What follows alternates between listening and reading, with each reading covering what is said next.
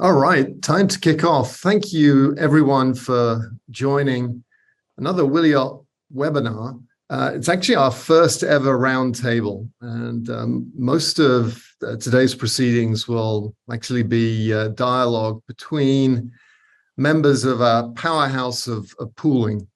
Anyone that's been following Williot will know that we have taken a real interest and established a focus, a practice on supply chain and the arteries of supply chain, which are RTIs that are really transforming this industry.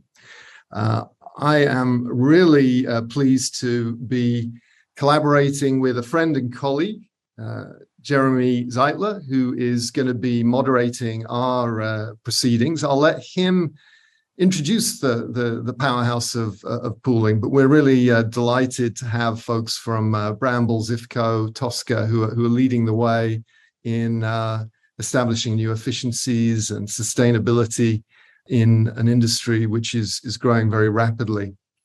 I'm going to kick things off in just a second with a quick recap, just a couple of minutes on Williot, but we want to save most of the time for the discussion. And then one of our panel members suggested forcefully that we have a reprise of our case study video. So for those people that haven't seen it at the end, we have an example video that details an implementation of connected RTIs in farm to store. So just a couple of slides of context to set. We are really at a very exciting time in the industry. The burgeoning of something called massive IoT, which is really the culmination of a progression of mainframes that cost millions, that then seeded to another wave of desktop computing that costs thousands, and computers in our pockets, smartphones that cost hundreds. And now the computer is the size of a postage stamp and it costs pennies, and it allows us to bring online the 99% of things that are currently not tracked, not connected to the cloud.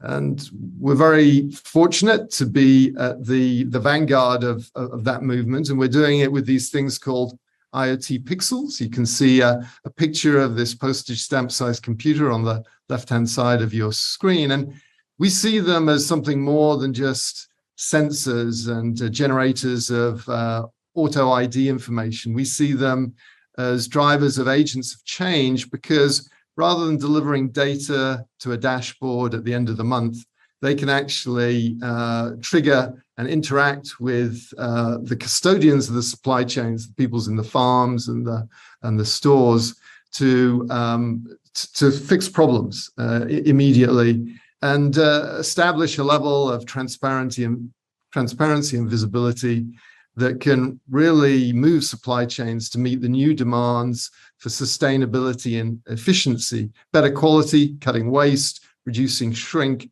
and really importantly, measuring and cutting the carbon footprint. So those are all lofty claims. What I'm going to do now is hand over to Jeremy, who's going to introduce the panel and allow them to drill into all of these things that I've highlighted just now. So I hope you enjoy the conversation. Thank you so much, Steve. And welcome again, everyone, to our first ever RTI Webinar Roundtable event. I am Jeremy Zeitler, Business Development with the Digital Supply Chain Group at Williot, and I'll be the moderator for the webinar today. We're honored, we're thrilled to have such amazing leaders here with us to talk about the future of supply chain digitalization with a focus on returnable transport packaging items. With us today are industry leaders from the pooling space. From IFCO, we have Josh Taylor, Global Product Owner, Digital Solutions. From Tosca, Pat Griffin, Innovation Director. And from Brambles, Sandeep Bandel, he is the VP of IoT Edge Devices and Solutions. Thank you all for joining us today. Before we begin, I thought it would be a good idea to go around and talk a little bit about your company and your role and your focus. Josh, we'll start with you. Absolutely. Thank you, Jeremy. A little bit about the company of IFCO. We We've been around for just beyond 30 years now. We just celebrated our 30th birthday this past summer, and we have a focus on reusable packaging containers, and working primarily in the fresh food supply chain globally. And then, as far as my background, I've been primarily focused on the food supply chain in North America for just beyond 20 years now, and a focus the last part of my professional career around 14 or 15 years in the pooling industry specifically. So really excited to be a part of this webinar and to share our thoughts from an IFCO perspective and from my experiences personally over the last 14 or 15 years in the pooling market. Thank you, Josh. Next, Pat. Good afternoon, everybody. My name's Pat Griffin. I work for Tosca, based out of Atlanta in the US. However, just to give you a bit of background, because not everybody will know the name, it's a combination of three businesses, being Tosca in the US, being Contraload from the what we would call the upstream side of pooling in Europe, and then Polymer Logistics from the downstream side into retail. It gives us quite an interesting place in the market in terms of our portfolio of products covers such a end-to-end situation, and everything from crates to, should we say, the very large bulk bins. As far as myself is concerned, yeah, a bit like Josh, I've been involved in the pooling industry for quite a number of years, having worked for one or two of our competitors. So it gives me quite an insight into that side of the world, as much as my responsibilities inside of Tosca, which these days have a predominance around, let's say, innovation, of course, but predominantly IoT traceability, which is a key focus for the future. Great. Thank you, Pat. And Sandeep. Hello, everyone. My name is Sandeep Bandal. I'm with Brambles. Brambles offer supply chain logistics services. It specializes in the pooling of pallets, crates, and containers. And these unit load equipments are foundation to the goods movement in the supply chain. And Brambles has operations in 60 plus countries worldwide with close to 300 million assets. My specific role is I lead the IoT hardware development for Brambles Digital. My main objective is to make these assets smart, collect data at the edge, and use the digital data for value-add services for both internal and external. So excited to be on the webinar. Thank you.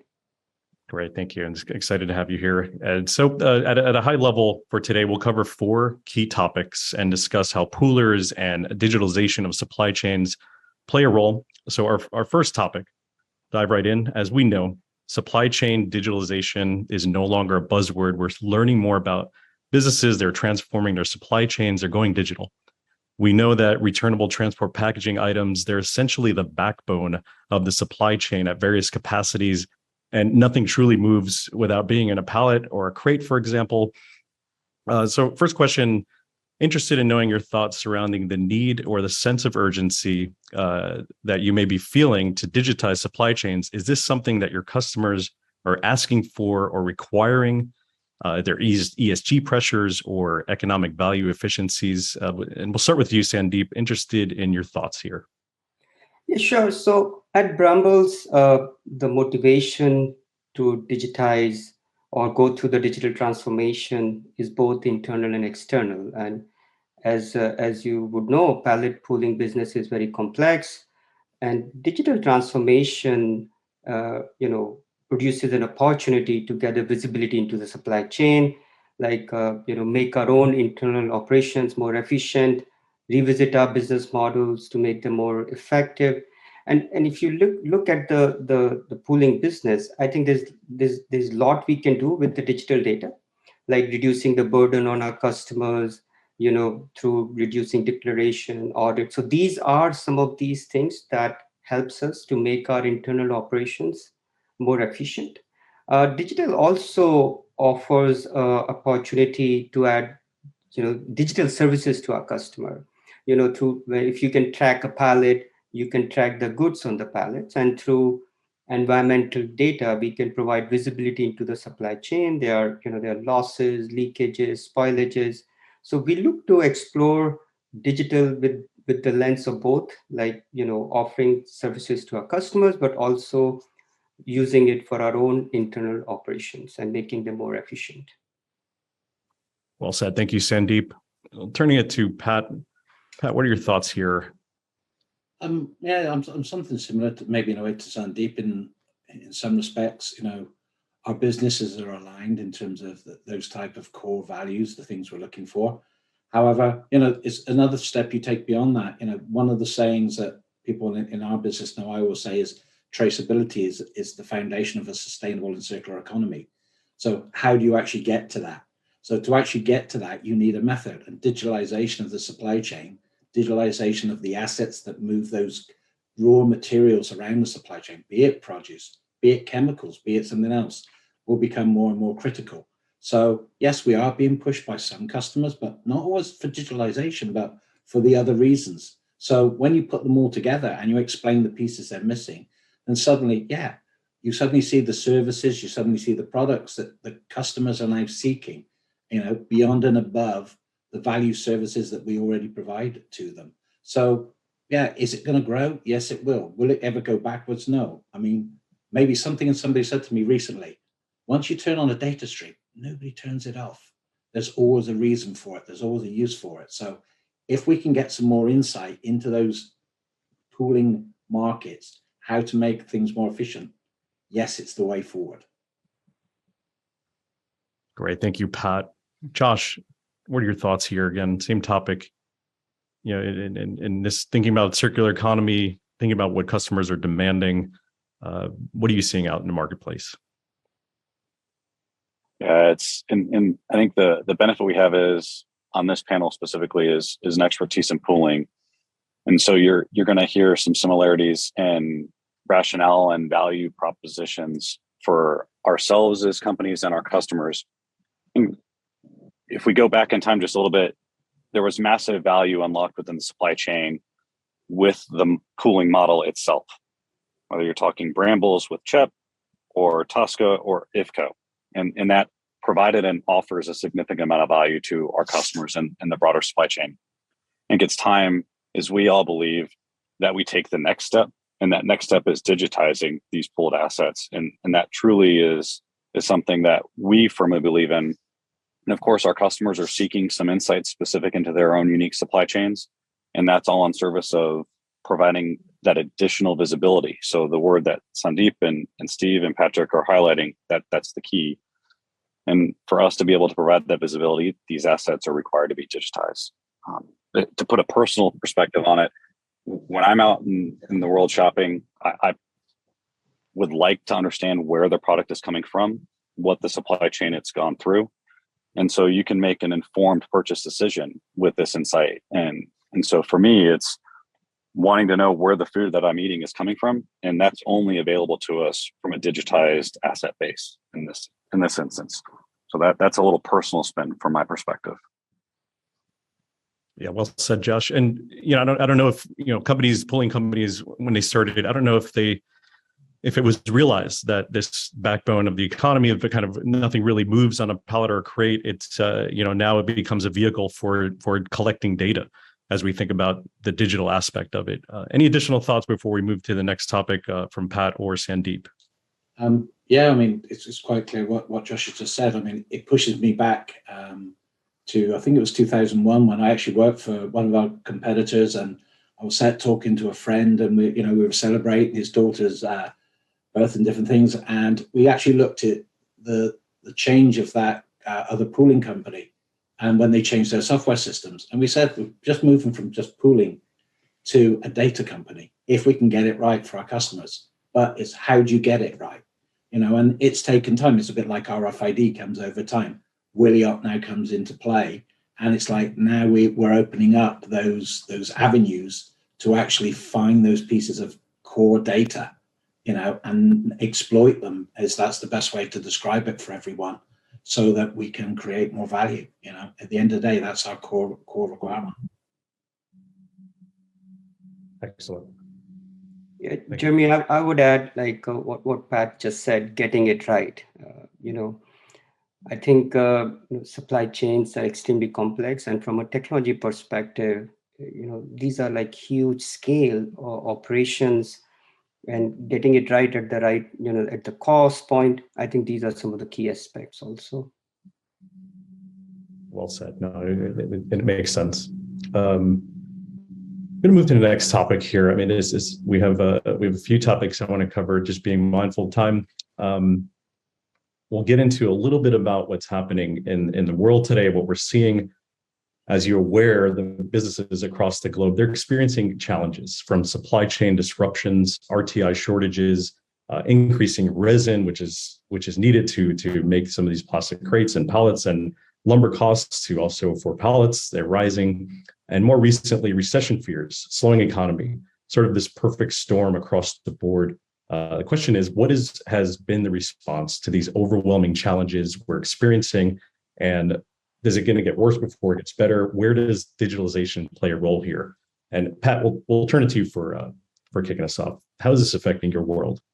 Well, the bottom line is the world is in a volatile place at present.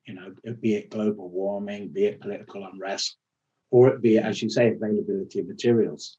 And once you start looking at that and looking how some people have had to change their supply chains, how they've had to look at the materials they've got, and again look to the future to say we can't just throw it all away.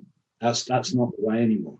So suddenly the whole mindset in the world is going to change. So how do you overcome that? Well, pooling, to be clear, will become an essential part of the world. You see cars that are actually now essentially becoming a pool item, as much as you see returnable packaging. I laughed in the discussion and said a simple can like this at some point in the future will also become a trackable asset, and it will need some sort of serialization. So you have to find a way to do that. And the benefit is that people like ourselves are able to make our pools more efficient, which means our customers can actually get greater value from that side of it. And that value is coming, as Josh said and as Sandeep said, from that insight that we previously didn't have, that somebody may want, be it within a store, be it within the production, be it in another part of the supply chain. Even something to know that the right goods were manufactured in the right place and delivered to the right store. So we have to start looking at that, and people have to actually see where the world is moving and have to come on board. It's the only way that is going to allow us all to work together to a more sustainable future. And yeah, effectively, pooling and digitalization are an essential part of that. Thank you, Pat. Josh, same question. What are your thoughts here? What are we seeing in the marketplace as far as recession fears? What has been the response, and where do you see this going? Yeah, it's a key topic for us that certainly is an important one for us to discuss now and take the lessons learned from now and continue to reinforce those as we move forward. For us, it's definitely wanting to better understand our own supply chain and then that of our customers. And so with that specific knowledge, we can take these informed actions to drive these efficiencies. So it goes back to something Sandeep said in the last one and Pat for sure. And that is, we can do more with the data that we are capturing at the moment.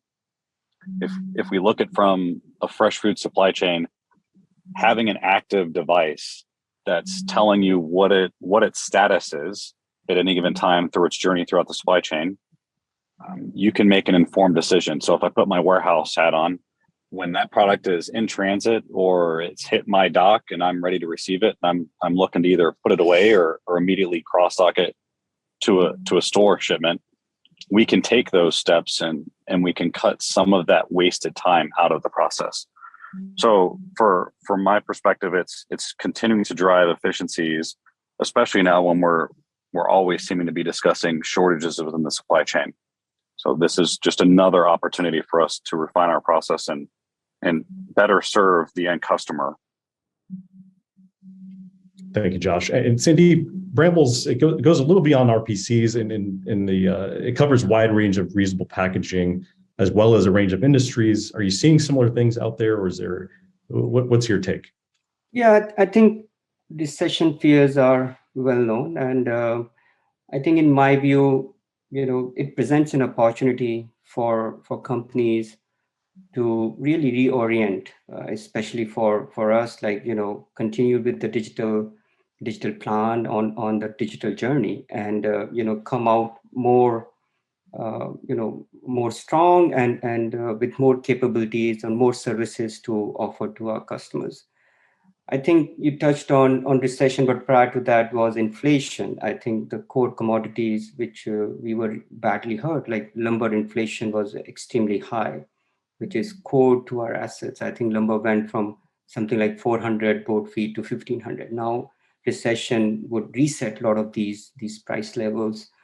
So I think in part, I think it will make the pooling industry and Brambles as well more stronger. I think our focus continues on the digital, and we are committed uh, to this journey. So.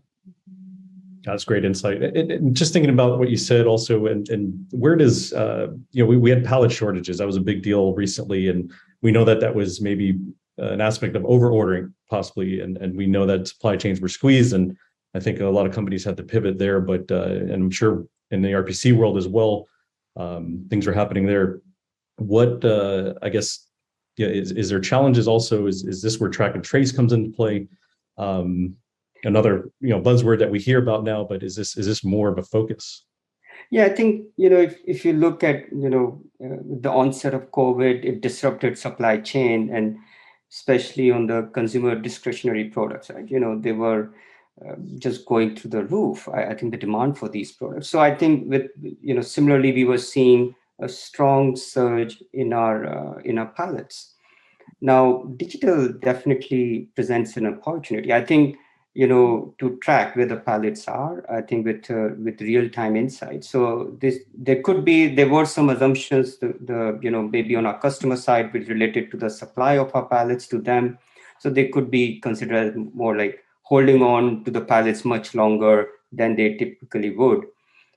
So yeah, I think if digitization again presents an opportunity to talk to our customers and get a better understanding on how they are seeing such disruptions and how to mitigate a lot of these things. Right. Yeah. Just really, if you think about it, it's managing inventory, making sure that, Right. again, nothing moves, right, without a crate or a pallet.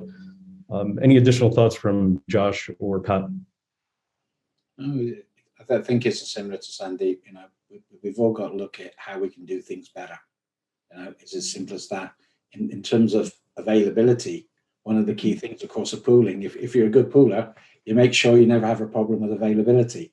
But you have to be smarter in doing it as more customers come to you, as the market grows. And you don't want to create more assets because that's not doing the best thing. So by digitalizing, by getting that insight, just by being able to take out a manual process and automate it, it means that you can make yourselves more efficient, means you're delivering, what we actually need, because it's not just about creating cost by adding IoT and by adding traceability. It's actually creating that value that gives value back to the customer. So we've got to look at it very clearly, look at where the wins are for everybody, and find them, because we won't know all of them ourselves. We will find those with our customers, because sometimes they have great insight, but they get that great insight from the data that we can provide. So, again, something to grow on. Thank you, Pat. So we'll change gears a bit here to talk a little bit about sustainability, more importantly, food waste. This has been a very important topic recently being addressed by retailers as well as suppliers are doing a tremendous job now focusing on this effort. And as we know, billions of pounds of food is just wasted or thrown away each year. And we understand sustainability and food waste, it can be improved with an optimized supply chain. Question here, how does digital align with these efforts? Will there be more ESG reporting or standardized metrics for measuring the carbon impact of food waste? Any kind of federal or state regulatory pressures? We'll turn it to Josh. Can you walk us through some examples? Yeah, absolutely. This is an important one, certainly for us globally, but for me personally, we spend a lot of time focusing on children in our local communities, because as we all know, no child elects to go hungry. So with that lens, that helps provide a personal touch for this topic for me from that standpoint. And then this digitization of of a pooling model of our pooling business certainly aligns with that effort to reduce the food waste in our industry. From a regulation standpoint, I believe we're all familiar, at least we've heard of the Food Safety Modernization Act, FSMA 204, Section D, I think is effectively what it is. But that's regulation that we're looking to put in place to better track certain products within the fresh food supply chain. The focus being on capturing key data elements and the critical tracking events as that product flows through the network. To put a finer picture on this, so we're all familiar with the news stories that come out and say, hey, we had a contamination event with lettuce. And so you go to your local grocer and they've thrown away all the lettuce that they have because they're being safe. Right? They understand there was a contamination event. We're throwing it all away. That doesn't have to be the case. And when that doesn't have to be the case is when you have a digitized asset base that is tracking that product through the supply chain. You can link those specific lots from the contamination event to that product, and you're only having to discard the specific contaminated product and not all of the product. And so that is part of how digitization can support reducing the amount of food waste from a retailer and grower perspective. I know there's others that Sandeep and Pat will touch on, but this is certainly one of the ones that we're keeping a close eye on as this regulation comes closer and closer to reality for us. Yeah, that makes sense, Josh. And yeah, it's coming down the pipe here. Sandeep, same question here. What are your thoughts? Where does your company play a role here, and what can we do to fight mitigate food waste? Yeah, I think two things. You brought up sustainability and then the food waste as well. So on sustainability, let me start with that first. Pooling business, the nature of share and reuse of these assets makes the whole business model or all the companies in this business, more sustainable. Or Brambles is also strongly committed to sustainability. I think we are some of the we are on the top spots according to many of the I think Barron's magazine puts us in the top spots as the 100 most sustainable companies. So I think there is a strong focus on the sustainability aspect of it. Now coming to the food waste, I think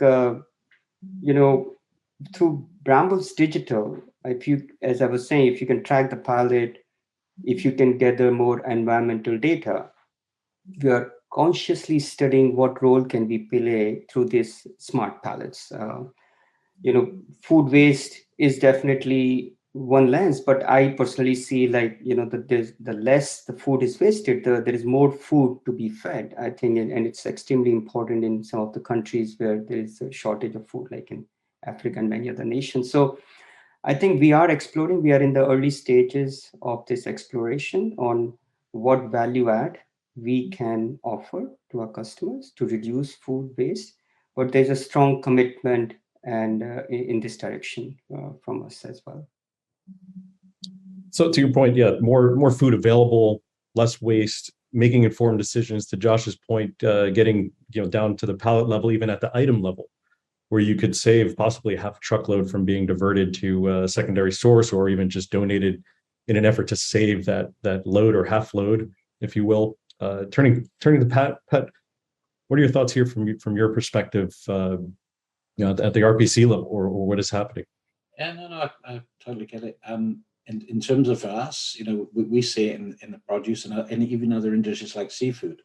You're trying to sit there and say, if you can actually make sure that you can get that product to the shelf in its absolute prime condition, and if there is something along the way that by providing that piece of data, you can inform someone that ensures it's delivered at that prime condition and stops it jumping outside, should we say, of a set range, be it temperature or be it humidity or something else that will affect its shelf life, means that we don't have to put as much on the shelf, and that food can actually mean that we don't have to use as much cardboard, or we don't have to use as much, let's say, fossil fuels to actually get it to somewhere. If cardboard is used, where we're saying use returnable packaging, because that takes something else out of the chain. So suddenly, by giving that piece of insight, by actually, whether it be to us to, let's say, somebody who's ripening a product or is transporting it, let's say like it's seafood in a chilled environment. If we can do all of that, and we can give that previously, or all the world knew was it started at A and it finished at B. Now we give it let's call it its life cycle. Then suddenly we are going to actually give all of those added value that Sandeep and especially Josh has said on the food waste, which, as the world changes, will become more and more critical. So we have to reduce those pieces of waste that's not needed.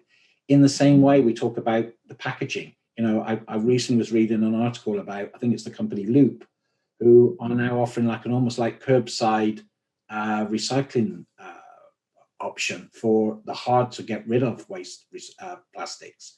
That's also going to need traceability. So suddenly you look at it, how come together can we actually support what the world wants to do? Well, yeah, as I came back to earlier, traceability is the foundation of the circular economy, and we, as poolers, we've got a job to do. And it's all around that. Well said, Pat. I'll let Sandeep or Josh, any additional thoughts? Yeah, I'd like to touch on something Sandeep mentioned, and that is that we can do more than just talk about food waste. As Pat was alluding to, we can take additional waste out of just the environment, period. So when you're talking about a returnable asset, a reusable asset that we specialize in, taking away a piece of corrugate that's one-way packaging, taking away a one-way whitewood that has only one purpose for us, that's reducing the product that's ultimately going to a landfill, and that space is precious. So we can reallocate that to some other more value-added aspect for our communities. And so that's another key item that the returnable asset industry is providing to our local communities and globally, not just the elimination or reduction of food waste, but also the waste that's going to landfill. Thank you, Josh. Just touching on that, just thinking about the food waste, for reducing it and continuing with circular economy, understand that's important. End of life, if it continues to go, where does it continues forever, essentially, or can? How do we measure? What are we thinking about as far as measuring how we're reducing food waste? Is there a way to do that now, or there is a way, but haven't seen it yet in a good way, but would love to explore that and understanding, how do we capture it? How do we do that moving forward so that we have these measurable results going forward? We'll keep that open. I know I kind of threw that out there, but if you have any thoughts, feel free to chime in before we move to this last segment here. I mean, maybe one thing just on that piece for you is, Jeremy,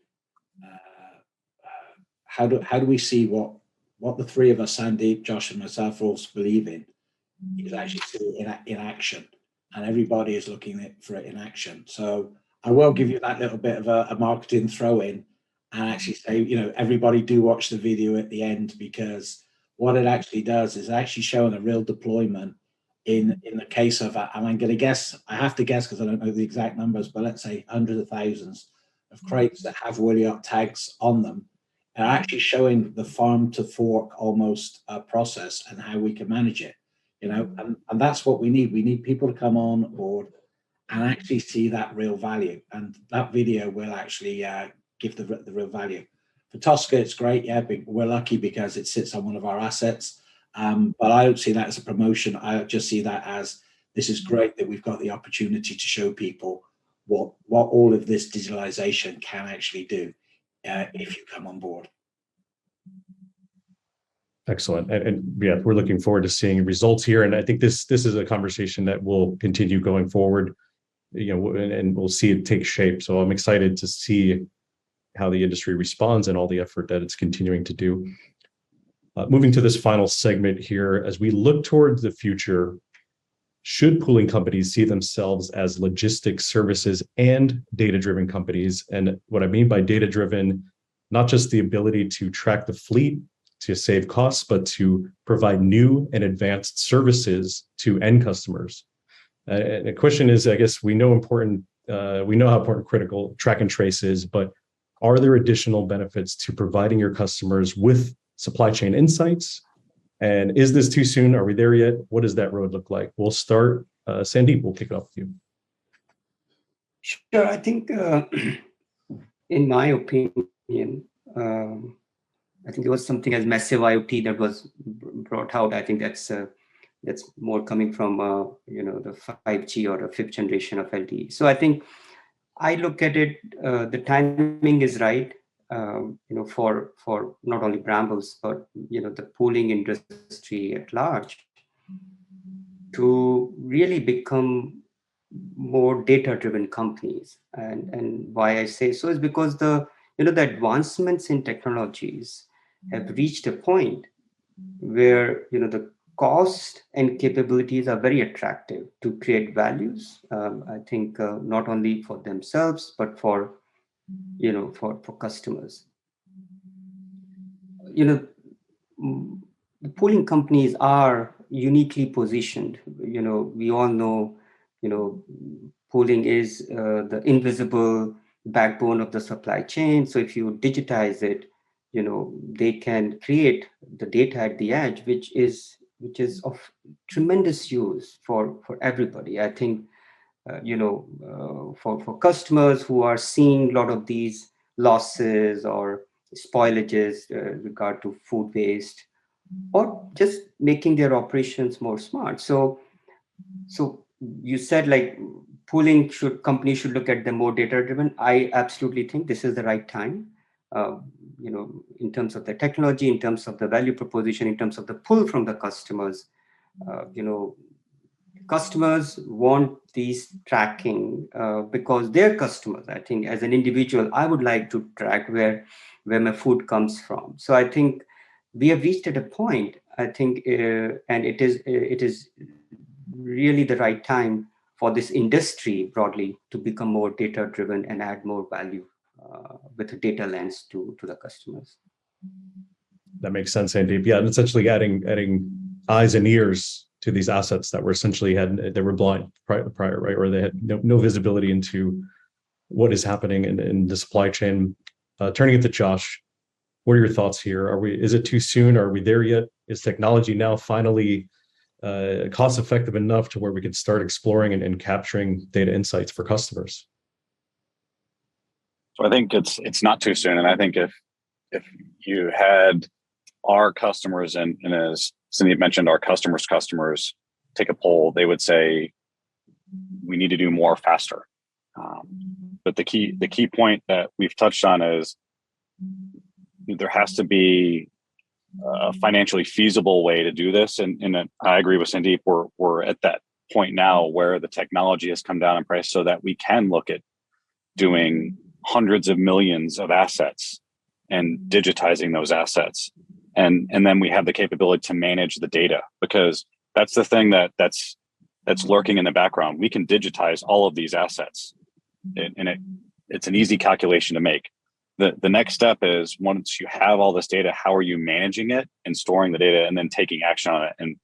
And so you need intelligent systems and or people to do the proper analysis. And then, Sandeep mentions a lot at the edge, and that is absolutely the point in time to do it. And so we don't have to wait until it started at A and it ended at B. Like Pat said, we can take informed decisions immediately in transit with this product. And so I think it'll continue to grow and scale. And for those companies that are willing to make the investment, like, for example, the three of our companies in this instance, there's going to be a significant amount of value that we're able to offer our customers from a data standpoint so that we can continue to drive efficient operations for our customers and true value. It's an exciting part. So that it's been a long time coming. RFID has always been in the background. For 20 some odd years, I've been talking RFID because that was the technology. And now look at where we're able to be from a technology standpoint with a passive tag from a Wiliot perspective or an active battery power tag from any number of providers. It's an exciting opportunity and time for us to be in this business. Yeah, absolutely. We're getting closer to, I mean, we're seeing the changes here. For me, it was RFID back in 2015, 2016, to talk about smart pallets and smart assets, I guess, if you will. And now it's starting to come together. We're starting to see real data insights at the pallet and item level, and it's exciting. So, Pat, same question, turning it to you. What are your thoughts here? And do you feel it's too soon? I'm guessing no, but what's your take? No, it's not. I mean, because it's like everything is an evolution.